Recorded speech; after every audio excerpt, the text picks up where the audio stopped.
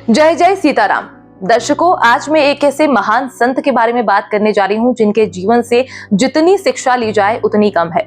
मैं उन्हें सादर नमन करती हूँ और हम सभी भक्तों की ओर से संत सियाराम बाबा को श्रद्धांजलि भी अर्पित करते हुए अपनी बात शुरू करती हूँ। आज इस वीडियो के माध्यम से हम उनको नमन करने जा रहे हैं।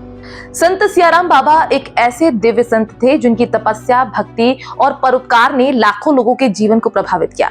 नर्मदा के किनारे तपस्या और भक्ति में लीन रहकर उन्होंने समाज के कल्याण में अहम योगदान दिया। उनका असली नाम शायद ही कोई जानता हो, लेकिन उनकी भक्ति और दिव्य साधना ने उन्हें एक प्रसिद्ध संत बना दिया। 11 दिसंबर 2024 को मोक्षदा एकादशी के दिन उनका देवलोक गमन हुआ। बाबा जी ने पहले ही भक्तों के बीच ये कहा था कि वो मोक्षदा एकादशी को ही देवलोक गमन करेंगे।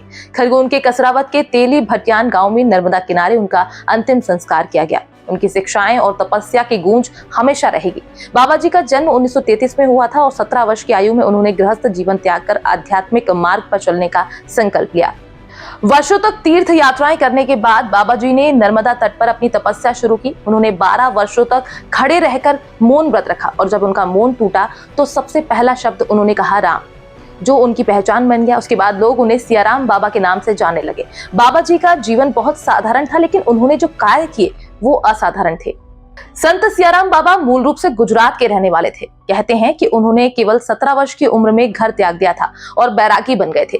लगभग 5 सालों तक देश प्रदेश का भ्रमण कर वे 22 साल की आयु में मध्य प्रदेश के निमान क्षेत्र के तेली भटियान आए। बाबा नियमित रूप से रामायण पाठ करते थे। जब वे अस्वस्थ थे तब भी वे लगातार रामायण पाठ और सियाराम की धुन गाते रहते थे। नर्मदा के तट पर उनकी साधना इतनी गहरी थी कि वो दिन भर श्री रामचरितमानस की चौपाइयां पढ़ते रहते थे। उनका विश्वास था कि तप और त्याग से जीवन को सच्चा अर्थ मिलता है। उन्होंने 70 वर्षों तक श्री रामचरितमानस का पाठ किया, जो उनके जीवन का हिस्सा बन गया था। बाबा जी की सादगी के बहुत सारे उदाहरण हैं। वो हमेशा एक लंगोट में रहते थे, चाहे कड़ाके की ठंड हो, गर्मी हो या मूसलाधार बारिश हो। वो कभी नहीं रुकते थे। भक्तों के बीच उनकी चाय की केतली बहुत प्रसिद्ध थी, क्योंकि उसमें चाय कभी खत्म ही नहीं होती थी। हर आने वाले भक्त को वो खुद चाय पिलाते थे और उनका ये नर्म व्यवहार उनके दिव्य व्यक्तित्व का प्रतीक था। उन्होंने अनेक चमत्कार भी दिखाए, लेकिन उनके लिए ये साधारण बात थी। उनकी एक अद्भुत विशेषता ये थी कि उन्होंने दान में अधिकतम जो राशि ली वो केवल 10 रुपए थी। अगर कोई भक्त ज्यादा राशि चढ़ाता तो वो उसे लौटा देते थे। एक बार अर्जेंटीना से कुछ श्रद्धालु 500 रुपए चढ़ा कर आए, लेकिन बाबा जी ने केवल 10 रुपए रखे और बाकी के लौटा दिए। उनका जीवन सादगी और परोपकार का उदाहरण था। बाबा जी ने नर्मदा घाट की मरम्मत के लिए 2,57,00,000 रुपए दान दिए और 5 लाख का दान मंदिर के शिखर निर्माण के लिए दिया।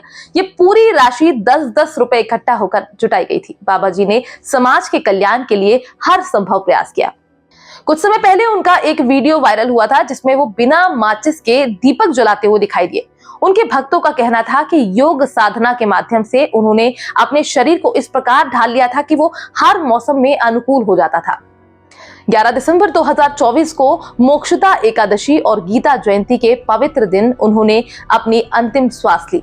उनके देवलोक गमन की खबर ने पूरे देश में शोक की लहर पैदा कर दी। उनकी अंतिम यात्रा में लाखों श्रद्धालु आए। नर्मदा के घाट पर उनका अंतिम संस्कार हुआ।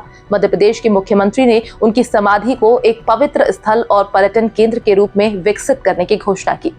दर्शकों, बाबा जी का जीवन हमें ये सिखाता है कि सच्चा जीवन वो है जो दूसरों के भले के लिए जिया जाए।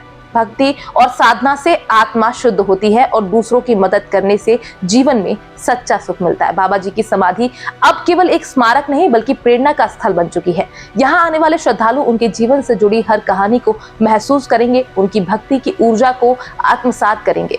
बाबा जी के जाने से भले ही एक अध्याय समाप्त हो गया हो, लेकिन उनकी शिक्षाएं और उन्होंने जो ज्ञान दिया है वो हमेशा इस संसार में जीवित रहेगा। हम बाबा जी को श्रद्धांजलि अर्पित करते हैं और प्रार्थना करते हैं कि उनका आशीर्वाद हम सभी भक्तों पर हमेशा बना रहे। जय जय सीताराम, जय सियाराम।